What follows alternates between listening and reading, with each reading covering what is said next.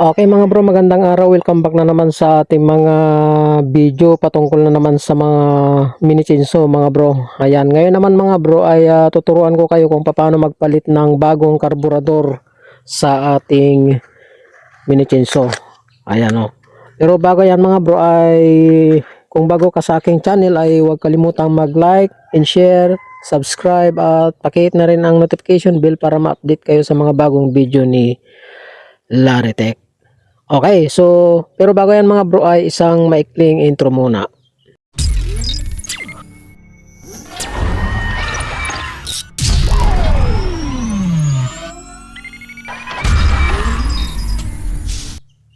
Okay, so sa video ito mga bro ay tuturo ko sa inyo kung paano magpalit ng bagong karburador ng ating mini chainsaw. Okay, medyo i-focus natin. Okay mga bro, tanggalin natin itong handle ng kanyang choke. Ayan. Tapos luwagan natin yung dalawang allen bolt dito. Hugutin natin. Luwagan natin gamit ang 4mm na allen wrench. Yan, luwagan natin. Bali ang naging problema nito, sabi ng may-ari mga bro ay naabutan daw ng tubig ng dagat. Sabi ng may-ari, nalubog daw ito sa tubig ng dagat gawa ng alon noong bagyong Uwan. Kaya ang problema nito, ayaw nang umandar. So kapag ganyan ang problema ng mini chainsaw nyo, halos din nyo na mapaandar mga bro. Ang problema niyan, kapag nababad sa tubig ng alat ay tumigas na yung kanyang diaphragm. Ayan, nung una daw mga bro ay nakachok na lang. Umaandar siya pero nakachok na lang. Tapos nung kan ayaw nang umandar. Okay. Ito lang yung tatanggalin nyo mga bro. Itong dalawang allen bolt. Ito. Ayan, ang susunod ay tanggalin natin yung hose na bandang ibabaw. Ayan o. Ayan. Okay. Tapos tanggalin din natin yung hose na galing sa tangke niya. Ayan.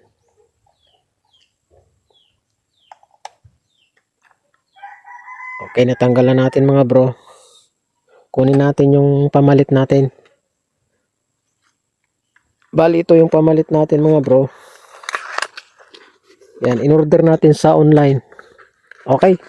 Kung halimbawa ang problema ng mini chainsaw nyo mga bro ay nakachok na lang, para umandar siya ay kuha na yun, diaphragm na kapag ganun ang problema, tapos mahirap andarin. Okay, yung sa mga gustong umorder nito ay ilalagay na lang natin dyan sa ating video. Itatag na lang natin para maka-order din kayo. Ayan, okay. Subukan natin ikabit mga bro. Dahil merong nag-comment sa atin na mga bro, nagpalit daw ng bagong karburador pero ayaw daw umandar. So, kung nanonood kayo sir ay panoorin nyo ito para magkaroon kayo ng idea.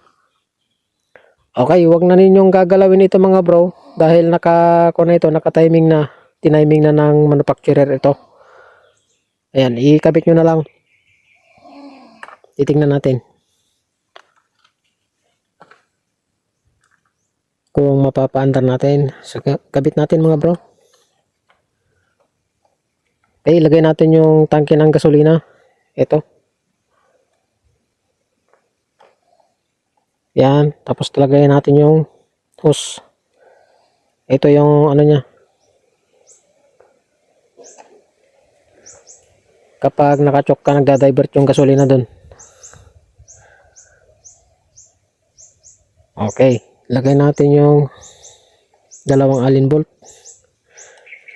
Subukan natin kung mapapaandar natin. Subukan ko na rin mga bro magpalit ng ganito. Okay naman yung mga na-order ko na karburador.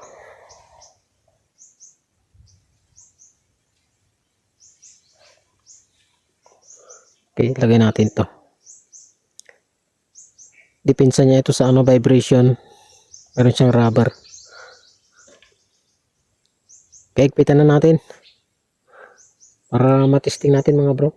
Matagal na na-stock to mga bro itong mini chainsaw na ito. Dahil kung daw mga bro, wala daw magamit yung may-ari. Kaya pinaorderan niya ng karburador.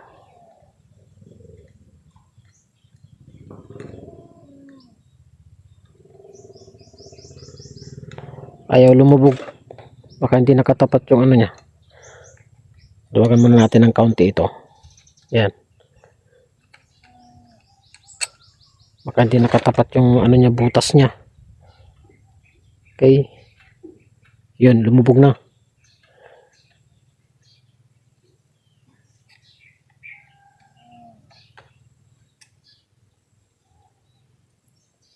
Tapos kung mga bro, ito pala ay papapalitan ng may-ari ng bagong kadena dahil yung kadena niya ay pudpud na.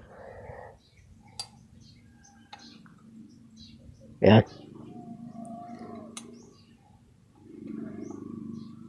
Panoorin nyo lang hanggang dulo mga bro para magkaroon kayo ng idea.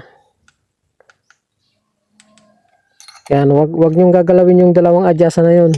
Kung sakaling mababa ang minor, dito na lang kayo magtaas. Itong tornilyo na ito. Yan.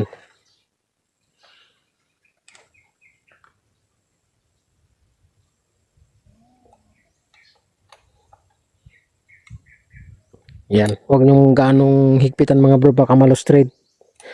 Kapag matigas na ay tama na. Baka malustred. Ilagay natin yung handle ng choke. Naku, hindi pala natin ilagay yung kana. Yung hiritan niya, nakalimutan. Mahirap ilagay ito pag ano, naikuan na eh.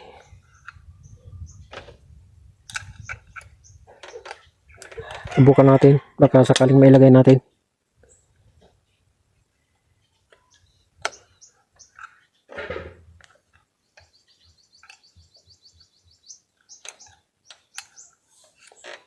Wala ko ng lungnos mga bro para maigan ko. Yun ang unang ilalagay mga bro, nakalimutan ko eh.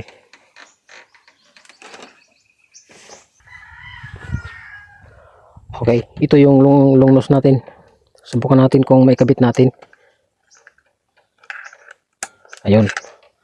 So, naikabit. Oh.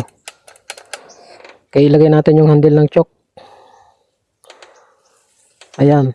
Tapos, subukan natin lagyan ng gasolina. Mahigpit. Ayan.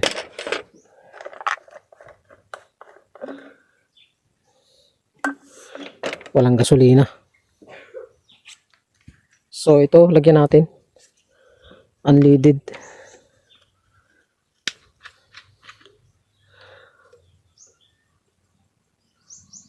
Kalahatiin ko lang ito mga bro dahil kuan lang naman, pang testing lang naman. Yan, dahil kuan mga bro, mahal ang gasolina ngayon. Magtipid tayo ngayon. Okay, lagyan natin ng tuti. Ayan. So yung lalagay ko yan oh. Wala akong tuting dilaw. Kalahati lang nitong takip.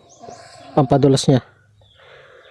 Pampadulas nung kuan natin sigunyal dun sa mga stick bearing, mga bearing, tapos dun sa ano piston ring, piston cap.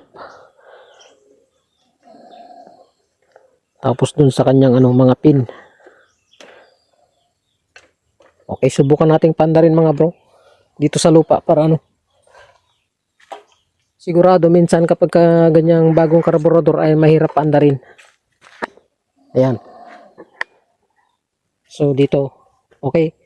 Nahigpitan natin to, medyo alog-alogan natin para magkaroon ng pressure yung tangke para ano, pumusit-sit yung gasolina dun sa karburador natin. Ayan o.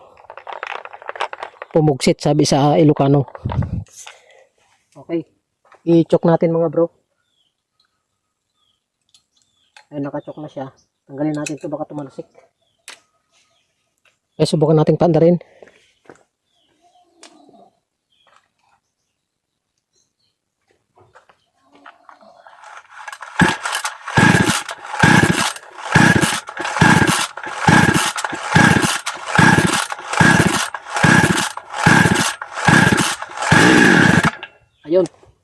Medyo mahirap nga lang paandarin mga bro. Nagregondo siya, ibalik natin yung choke. Ayan o, kapag ka ano, naka-choke na ibalik. Okay. So nagregondo.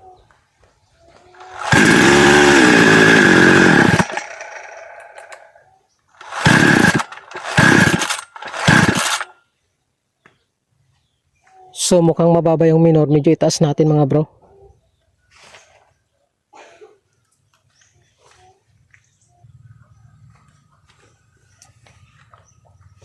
So itaas natin yung minor niya dito mga bro.